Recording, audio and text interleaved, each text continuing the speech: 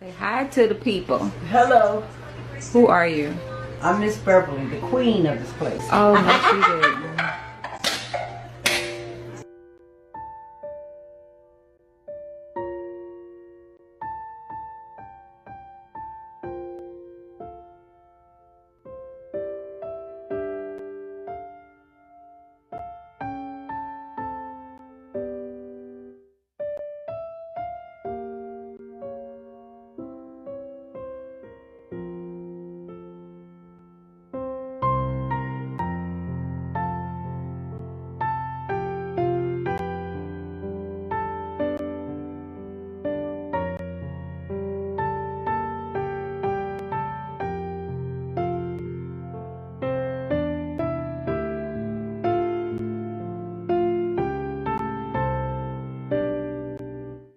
Okay, so now we're finally at the end of the night. Night night.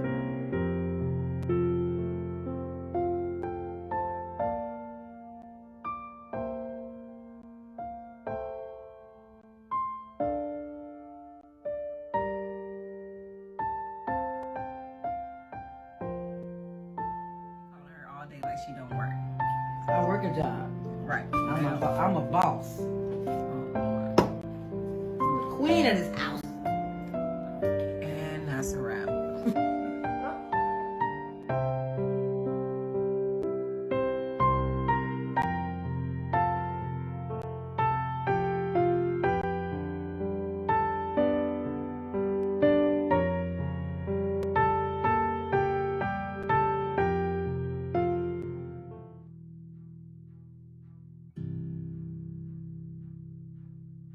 The day after my mother passed away was one of the hardest days of my life. I woke up feeling like I was in a fog, as if I was walking through a nightmare I couldn't escape.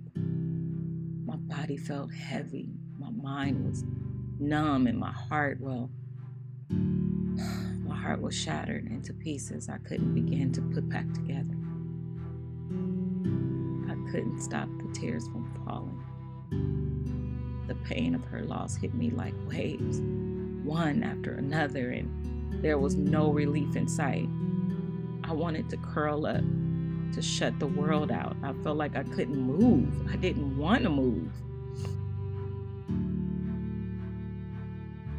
I'm cleaning up the disaster at the mortuary, and I'm trying not to be emotional because this is something that my mama would have been helping me with. And now I don't have nobody.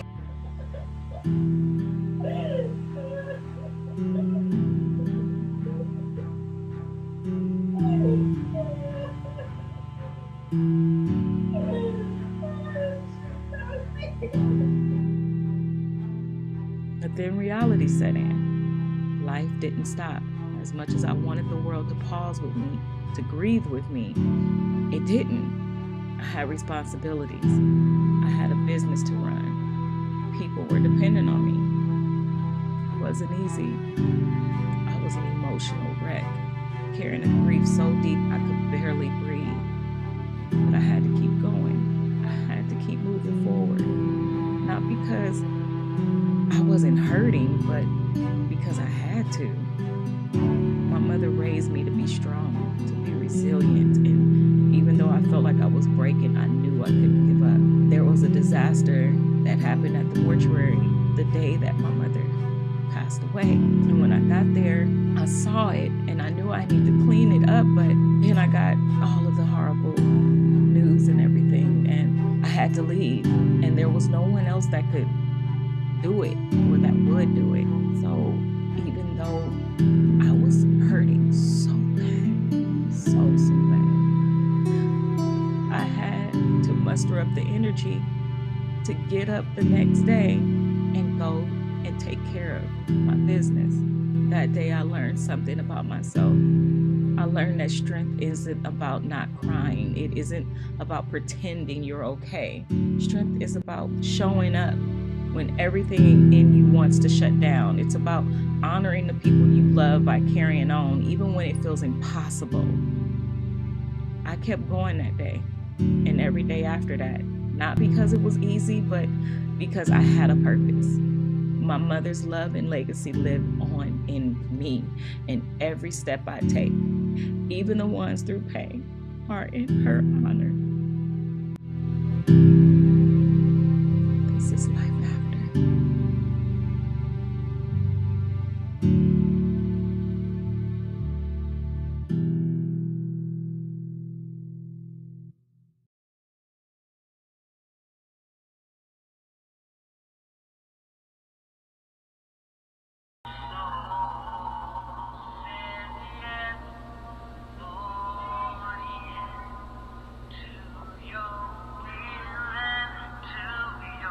That's my mommy.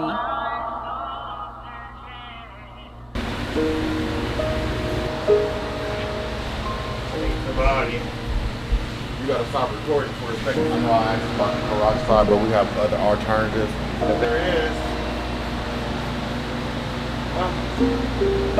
Oh! What? I thought that was a rabbit. Oh, Jesus. I'm a fan of that. It's a fly move when you. Just right away, we get the death certificate done, and then try to, get that taken care of so that we can take them straight to the crematorium.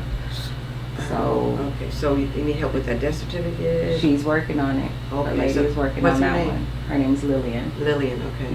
Worksheets to her. Okay. I knew I had to because when I came in on Friday, I was like, oh my God. And I was getting ready to do that when, so I was on the phone with my mom the whole time. Oh yeah. I have like 4 direct cremations that have to get out, and my mom handled all the EDRS, all the EDRS for the death certificates. And she didn't have the energy or anything to do it. So she told me, she put me in contact with somebody else last week, and she's started helping me, but I just didn't know my mom was gonna. No, it's just, it's similar situation with my mom. I thought she was going to make it out. They took her in the hospital, I think, Tuesday. Wednesday, they called and said you got about 10 minutes to get here. So I got there, she passed. I was trying to get to her. I didn't even make it in time. So we thought she was so she was going to make it out of the hospital again. My brother found out. She went in on a Friday, and my brother found out on a Saturday, and he's on the ship. He's deployed. So yeah, as of July 10th, he's deployed, and he's going to be deployed for 9 months. So he found out she was back in the hospital, and he said, call the Red Cross, Ray, get me back there. At least I can be there, for at least a month, because. Yeah, I was thinking, okay, but I was thinking, oh Lord, that's a waste of time. Well, he'll be able to be here with mom or whatever, but I felt like she would be home by the time he got here. So, and he's still trying to get back here. So, can you imagine? He's in Greece right now. He had to learn the news from a chaplain on the ship. So, oh my God, this is my mom's phone.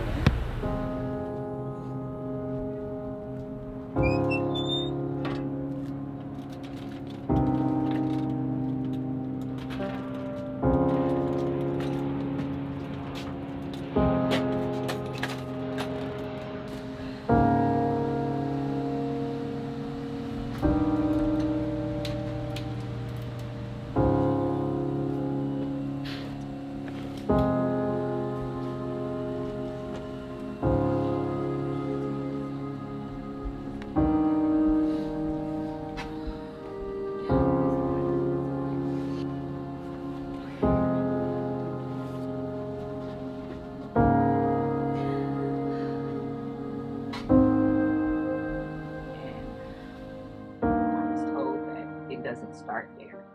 It had to come from somewhere else. And why did it take them so long to find where it came from? And when they found it, my mom's leg was swelled up, and they said it was from hip down to her knee. I had the clot, and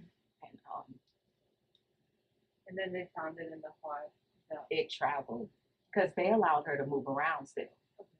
They allowed her to still get up and do. And I was told that she should have been bedridden because of, again, the possibility of it traveling or whatever. But yeah, it ended up in the process of her moving around and stuff. She touched her heart and said, "My heart is beating fast." She lost consciousness. And everybody keeps asking me why. Why are you getting the autopsy? I just want to know for sure that they did everything they were supposed to do. Yeah. And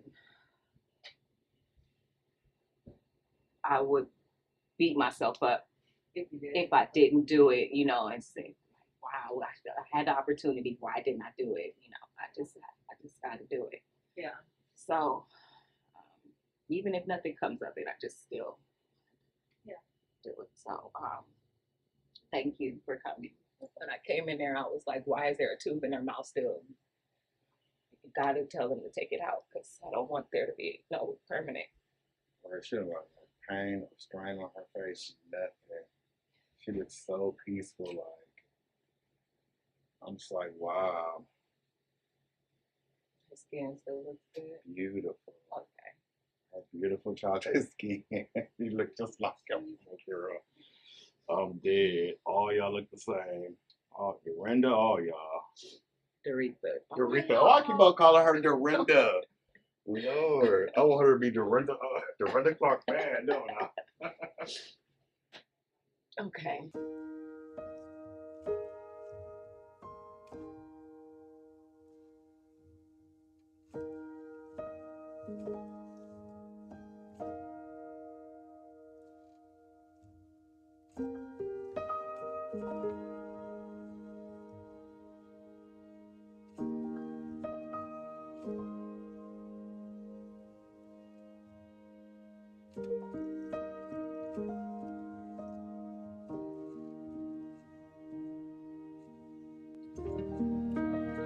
Yes, we needed another 94. Please, because I'm trying to keep the family from calling you guys, because she's been hoping that we got this done. Please, and is this Miss Jenny? Hi. Okay, hi, Jenny. So if you can please give us a call back as soon as you get that, please. Okay. Thank you, Miss Jenny. Oh, Lord. Names running into each other. I'm looking at Lillian. So I'm preparing this guy for his cremation. So we want to pretty much wrap him up really neatly and keep them secure. Keep the body fluids from falling out of the bag. So this is what I'm doing. Filling and securing the bag for transportation. Some people just throw them in the box for nothing, and then by the time you get there, you got fluid and stuff all over your car. So that's the purpose of this plastic here, is to wrap human remains in. This lady here, she's here for storage until her viewing date. So this is our, after we do the embalming on the other side, we pretty much bring them on this side here for storage until it's time for preparation for their viewing date.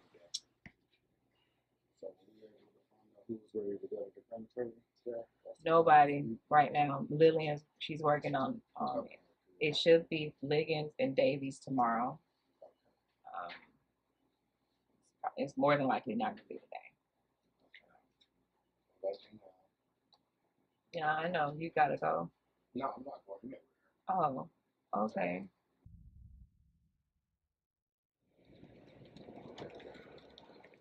Plan is to make this place into a prep and storage, one big prep and storage. So we would knock this wall down right here and build one big refrigeration, walk-in refrigeration. Whoa. So we can hold a lot more loved ones. And so yeah, I will definitely keep this location and just utilize the other building for services and meeting with families and everything. So it's like office type of thing? Pretty much, like event space type. And this is like more... And this is where the loved ones will be prepared. This is actually a nice idea. Thank you. Yeah. And then we can service more loved ones, and you know. So I was presented with this morning by the wonderful Terrell, and he gave this to me in honor of my mom. And You got to listen to this. This is what made me cry.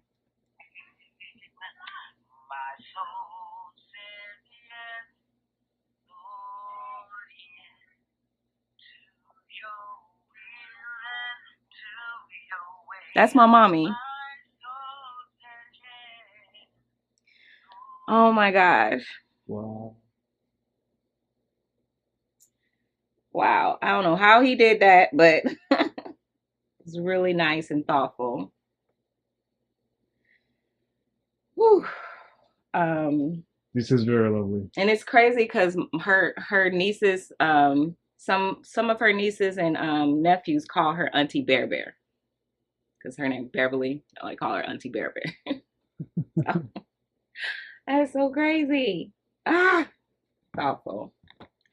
So I'm gonna get ready to. I gotta print out the permit for them, because we are assisting a family in burying their mother on today, and I just want to make sure everything goes okay and goes well, because unfortunately my main driver John is not available. He just had surgery, so he is currently in the hospital as we speak, trying to break out.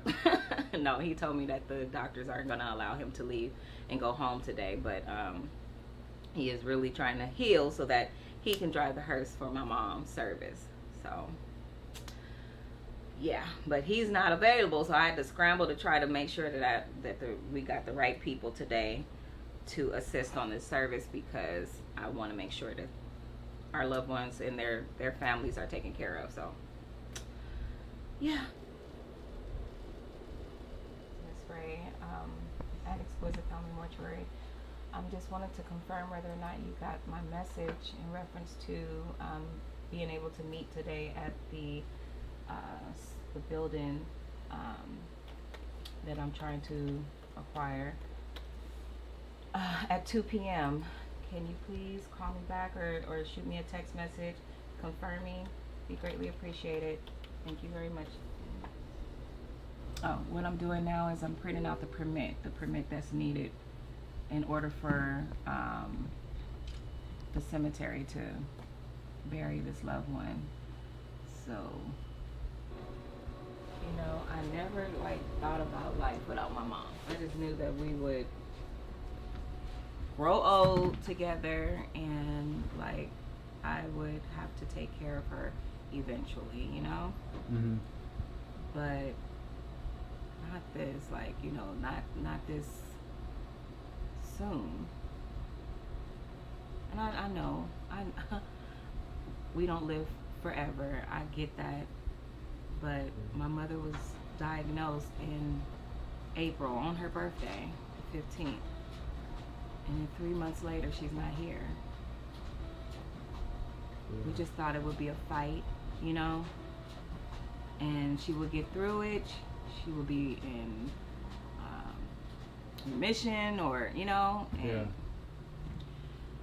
I just never thought that she would. Yeah, we're never ready for this. Never, no, absolutely not.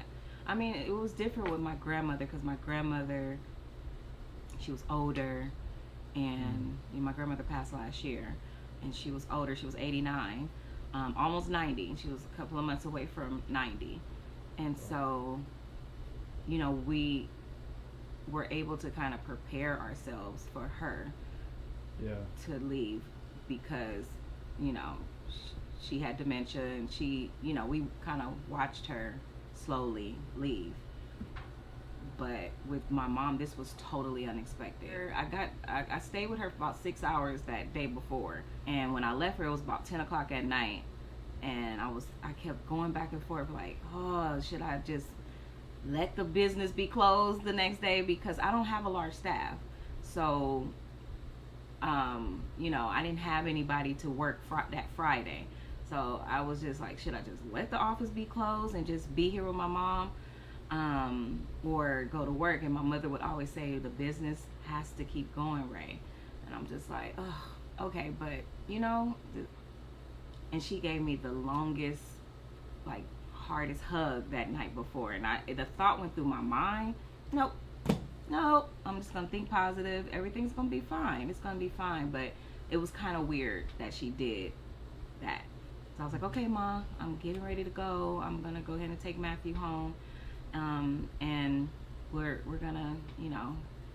And she was like, okay, daughter, love you. And I said, love you too. And then she said, come here, give me a hug.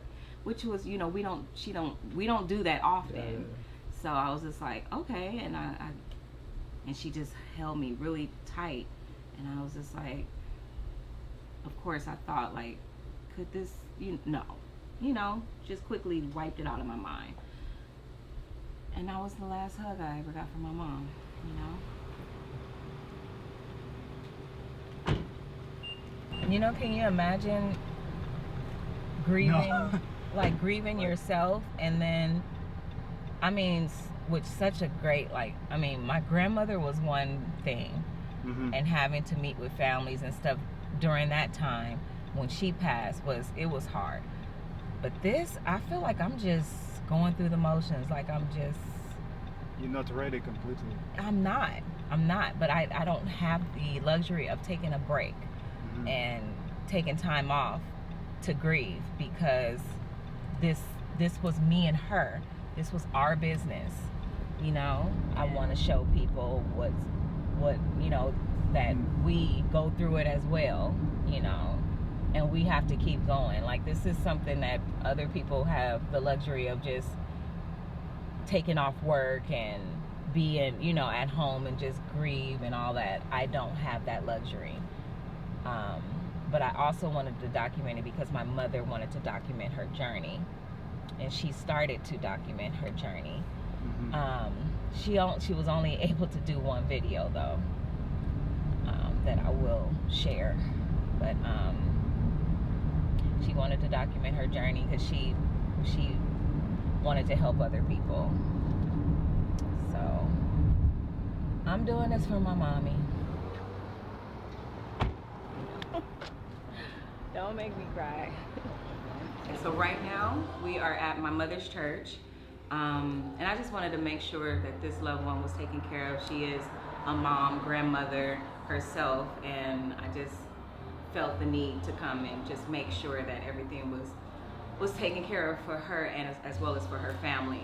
So as hard as it is coming here, you know, I just still wanted to make sure everything ran smoothly for this family.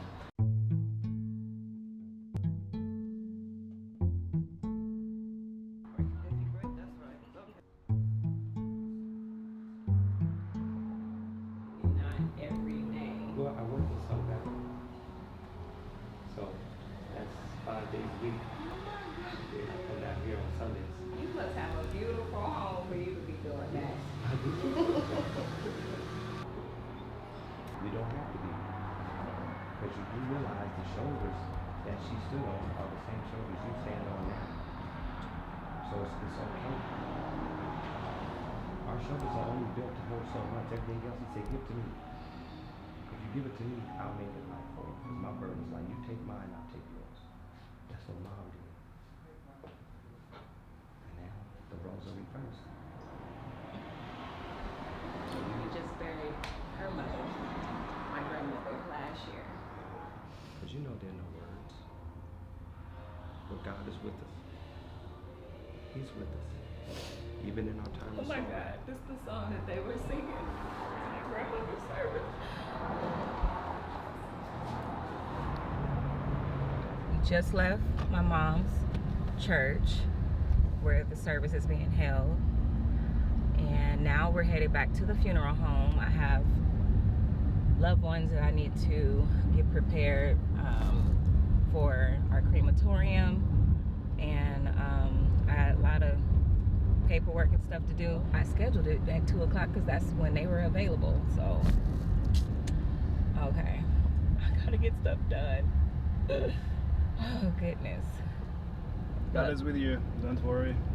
Thank you, but my brother need to hurry up and get to me so that he can help me, and he's been so helpful. So supportive. Like, he said that he was, you know, coming out here for me to be a support for me, even though that was his mom too. He just knew how close me and mom were. Like, he said, you know, he's been in the service for 20 plus years, and he was just like, you know, I was not there with mom every day.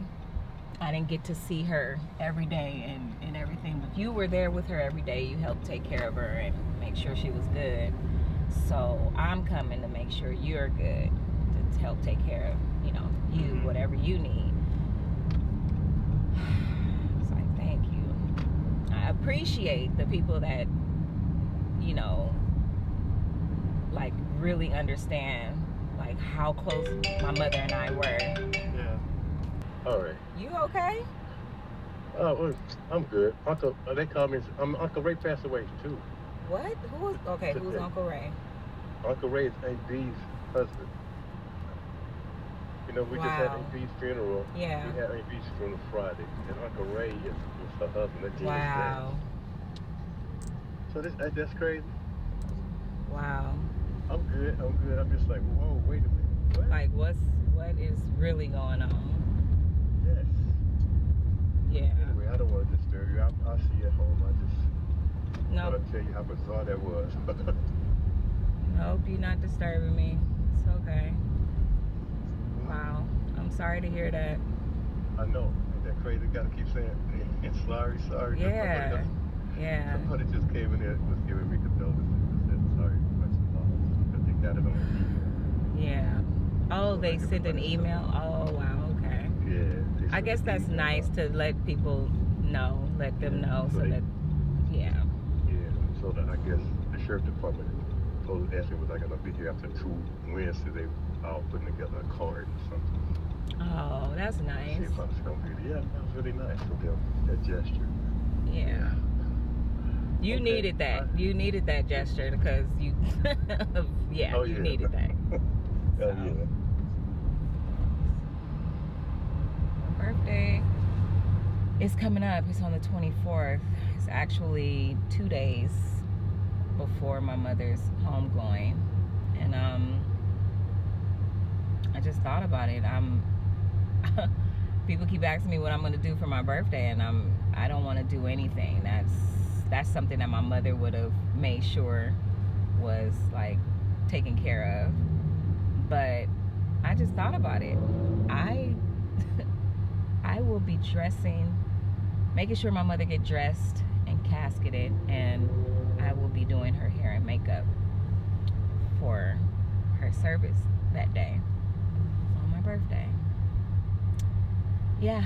I just thought about it. And then, yeah, because I did her hair and made sure her hair and her makeup was done while she was here, so I wouldn't have it any other way. I will be doing it for her this last time.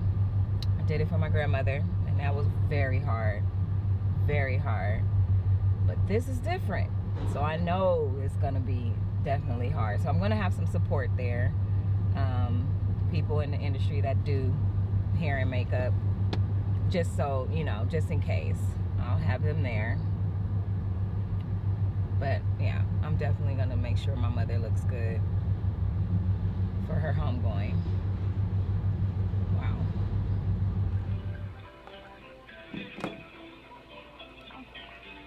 But okay, I'll do that. I'm gonna send them to you, right? info.dcmlive. Cause see, when you send it there, then I'm able to just give you guys a tax write-off at the end of the year. Okay. Got it. Okay. Okay. All right. Thank you. No, thank you. All right. Bye-bye. That's the pastor of the church, which is my mother's sister. So she's the pastor of the church that we're utilizing today for that service. So I need, Lord, please let these people email me back quickly. And then as soon as my brother get here, we're gonna go ahead and get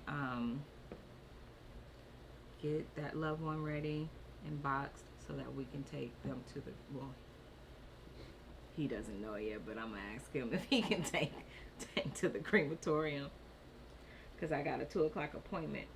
I am looking into getting into another building, so we're looking at getting another building, and I am excited because I think this is it.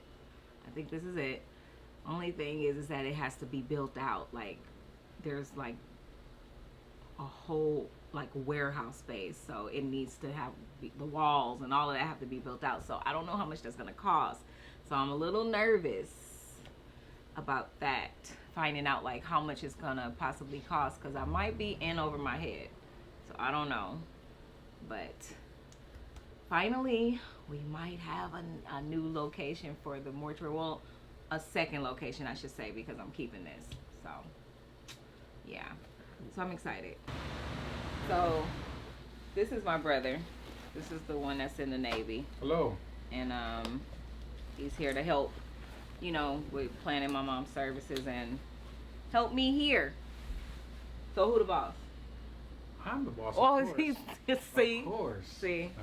You the boss, Ray. You the boss. So this is stuff that he don't do, but he's doing it for me, which I appreciate. Definitely grateful. Family. Okay. Ray. You want to clear it away there first? Okay. You know what? Let me get the box ready first. So what we're gonna do is we're gonna take one of the church trucks, which is this, and we're gonna put a board on it. So where's one of those boards? Right here. You hold my breath. Yeah, no. You need to smell where it's coming from. It's in there, huh? It's in the walls, dude. It's not that bad? Huh. Yeah, it could definitely be coming from that trash can. But it's still, well, you know, the trash can was in here over the weekend. So, that's true.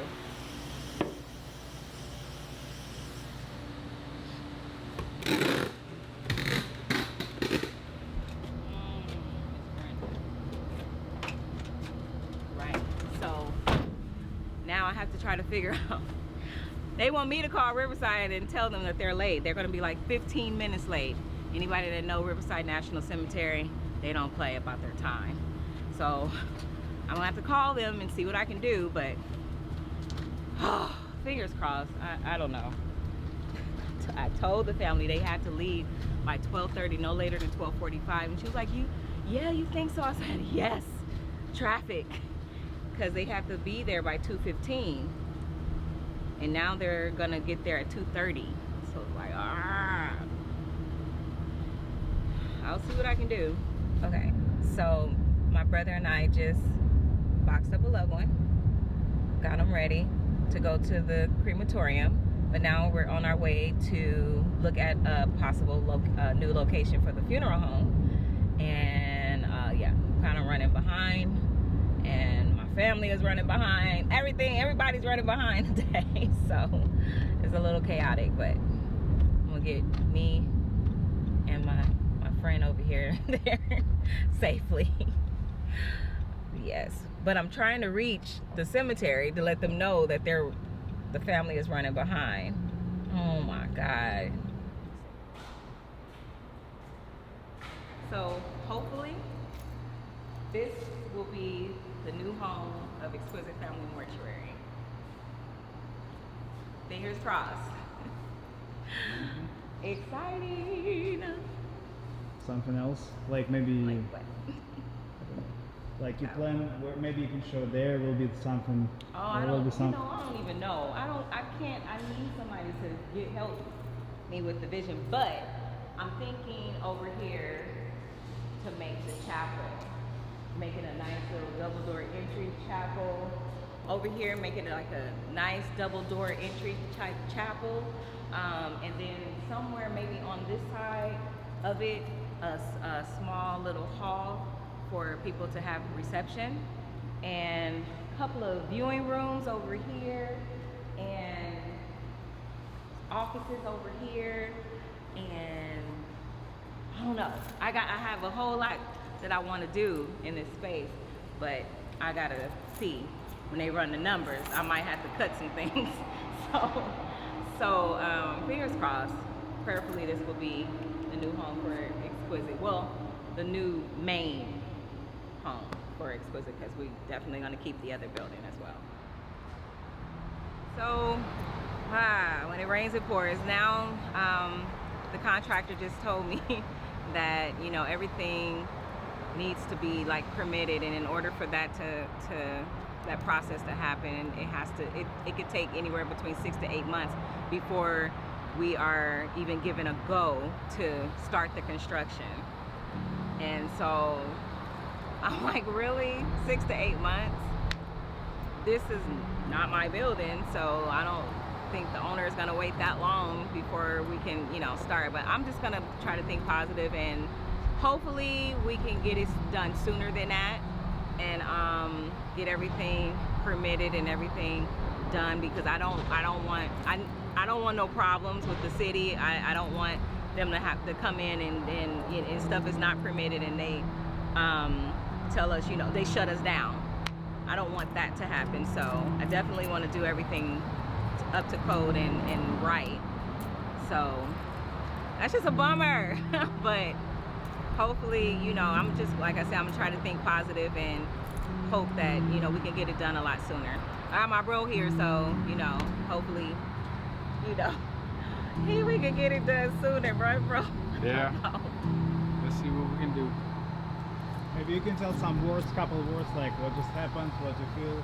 Yeah, so us looking through, I looked all around and I saw that this is a nice solid foundation. It's really good, and it has a very good potential to get whatever my sister is wanting to happen in there. So and then we got the right people on the job. Alex came over to take a look at it, so I know Alex from way back. So so yeah, I know we can make the vision become a reality.